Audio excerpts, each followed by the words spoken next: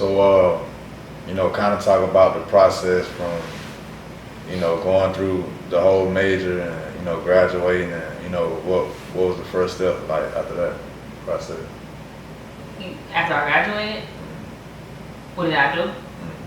After I graduated, I didn't know what I was going to do. I was just like, I guess I'll get a job, or, I was like, I guess I'll get a job. Like I said, Buffalo didn't really have much to offer, so I went to this job fair, and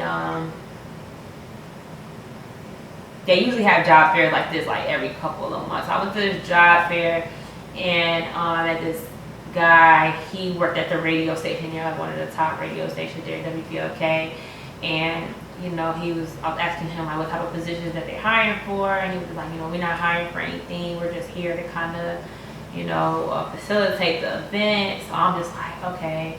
And I'm thinking like, dang, like what else could I do, here that was affiliated with media other than like radio station, because there wasn't no TV station other than the news.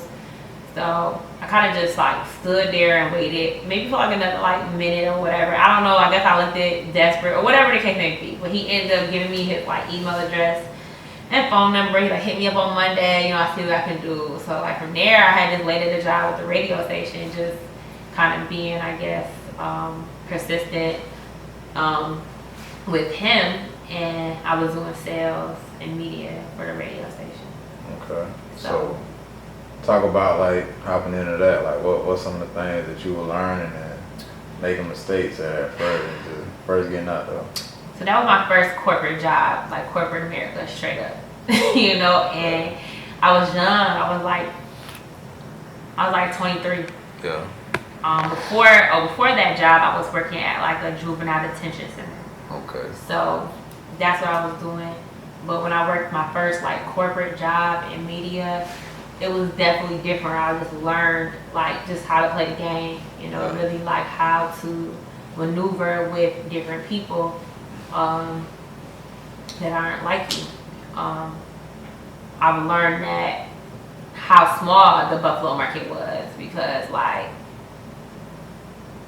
my job was 100% commission. So if the people, the businesses and brands don't have money to promote and advertise their business, then I don't get paid.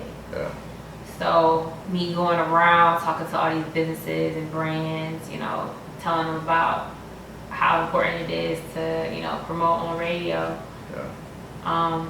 Learning that, black people really don't fit a budget in for advertising their business, marketing your business, which is really important. Yeah, true. Black people don't understand that you have to put in money to get money back. Yeah. You can't expect word of mouth be the only, gateway for you to make your money. You have to promote to bigger streams.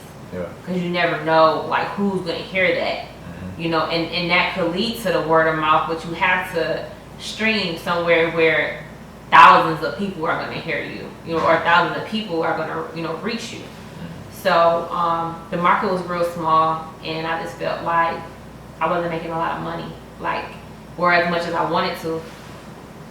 Doing that because the market was way too small, like out there. It just wasn't enough businesses to reach, or a lot of people that really believe in radio. People was watching TV at the time, so a lot of people didn't believe in radio for me to stay. So I was feeling like, wow, I should have just stayed at my job where I was working at the juvenile center.